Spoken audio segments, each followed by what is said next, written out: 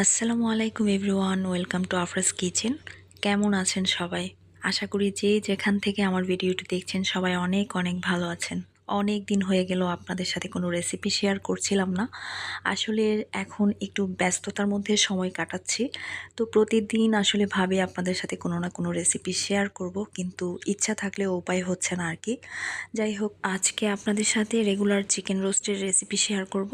আর এই রোস্টটা খেয়ে তো আমার বাসার সবাই অনেক বেশি প্রশংসা করে, তাই ভাবলাম আপনাদের সাথেও রেসিপিটা শেয়ার করি। আশা করি আপনাদের ভালো লাগবে। তো প্রথমে আমি চিকেন পিসগুলোকে খুব ভালোভাবে ধুয়ে পানি ঝরিয়ে নিয়েছি। আর এখন পরিমাণ মতো লবণ আর মরিচের গুঁড়া দিয়ে মাখিয়ে রেখে দিব বেশ কিছুক্ষণের জন্য। এতে করে মরিচের গুঁড়া এবং লবণটা মাংসের ভিতরে প্রবেশ করবে, আর এতে করে কিন্তু রোস্টের টেস্ট অনেক গুণ বেড়ে যাবে। খুব ভালোভাবে মেখে নেওয়ার পর আমি এটাকে একপাশে রেস্টে রেখে এখন আমি রোস্টের মশলাটাকে প্রস্তুত করে নিব।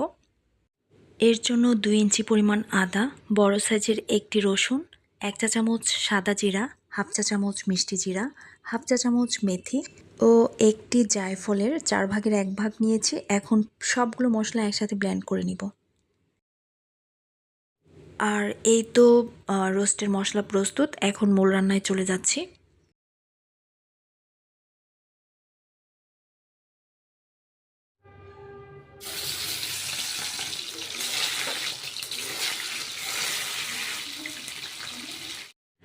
তো প্রথমে যেটা করেছি, প্যানটাকে ভালোভাবে গরম করে পরিমাণ মতো তেল দিয়ে তেলটাকেও ভালোভাবে গরম করে নিয়েছি। তেল ভালো গরম না হলে কিন্তু চিকেন পিসগুলো দেওয়ার পর প্যানে লেগে যেতে পারে। সে কারণে প্রথমে যেটা খেয়াল করতে হবে, চিকেন পিসগুলোকে ঠিকঠাক রাখতে হলে তেলটাকে ভালোভাবে গরম করতে হবে। তো আমি চিকেন পিসগুলো দিয়ে 1.5 মিনিট ভেজে নেওয়ার পর উল্টিয়ে নিয়েছি। উল্টিয়ে এখন আরও 1.5 মিনিট চিকেন পিসগুলোকে ভেজে নিব, তারপর আমি উঠিয়ে নিব। খুব বেশিক্ষণ ধরে কিন্তু চিকেন পিসগুলোকে ভাজতে যাবেন না, তাহলে কিন্তু চিকেন পিসের ভিতরে যে জুসি ভাবটা থাকে সেই জুসি ভাবটা কিন্তু আর থাকবে না। সুন্দর একটা কালার চলে আসলে চিকেন পিসগুলোকে উঠিয়ে নিতে হবে।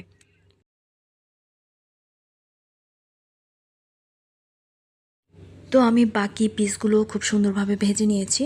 আর এই তো এইরকম সুন্দর একটা কালার আসলেই চিকেনগুলোকে উঠিয়ে নিতে হবে।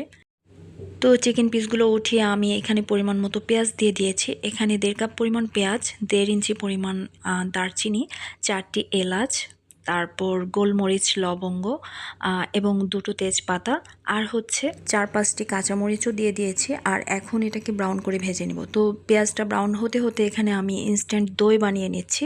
এখানে পরিমাণ মতো গুঁড়ো দুধ, 1 চামচ চিনিটা পরিমাণ অনুযায়ী, আর এর মধ্যে পরিমাণ মতো পানি দিয়ে নেড়েচেড়ে এর মধ্যে একটু লেবুর রস যুক্ত করে এটাকে নেড়েচেড়ে নিলেই কিন্তু দইটা তৈরি হয়ে যাবে। তো বাসায় দই না থাকলে আমি এভাবে ইনস্ট্যান্ট দই তৈরি করে নিই। এটা হয়তো অনেকেরই জানা আছে।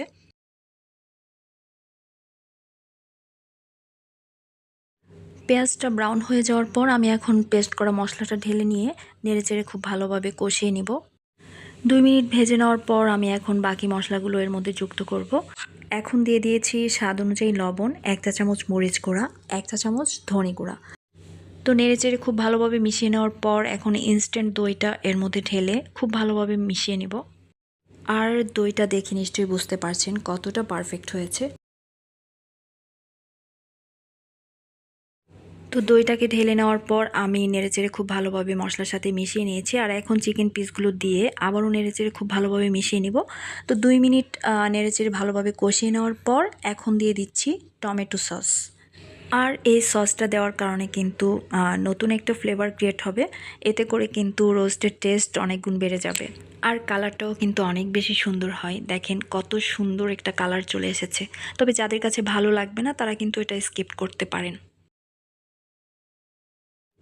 এই পর্যায়ে পরিমাণ মতো ঝোল অ্যাড করেছি। এখন নেড়েচেড়ে ঢাকনা দিয়ে ঢেকে অপেক্ষা করার পালা। চিকেনটা সিদ্ধ হয়ে যাওয়ার পর আমি এর মধ্যে ঘি অ্যাড করব। তো এই তো চিকেনটা খুব ভালোভাবে সিদ্ধ হয়ে গেছে। আর দেখেন খুব সুন্দর একটা কালার চলে এসেছে, তেলটাও ভেসে উঠেছে, আর এত সুন্দর একটা এরোমা বের হচ্ছিল এর থেকে। আর গ্রেভিটা দেখে নিশ্চয়ই আপনারা বুঝতে পারছেন কতটা লোভনীয়। এই তো আমার রোস্ট রান্না প্রায় হয়ে গেছে। এখন ঢাকনা দিয়ে চুলাটাকে বন্ধ করে দিব। আর 5 মিনিট পর আপনাদের সাথে ফাইনাল লুকটা শেয়ার করছি। আর এই যে দেখেন আমার চিকেন রোস্টের ফাইনাল লুক। এত বেশি মজা হয়েছিল কি বলবো। এটা বিয়েবাড়ির রোস্ট কিংবা শাহী রোস্ট না হলেও কিন্তু রেগুলার রোস্ট হিসেবে অনেক বেশি মজার ছিল। আমার আজকের এই চিকেন রোস্টের রেসিপিটা আপনাদের কাছে কেমন লাগলো আমাকে কমেন্ট করে জানাবেন। রেসিপি ভালো লাগলে ভিডিওতে একটা লাইক দিয়ে ভিডিওটা শেয়ার করে দিবেন প্লিজ। আর আমার পরবর্তী ভিডিও দেখার আমন্ত্রণ জানিয়ে আজকের মতো বিদায় নিচ্ছি। সবাই ভালো থাকবেন, সুস্থ থাকবেন। আল্লাহ হাফেজ। আসসালামু আলাইকুম।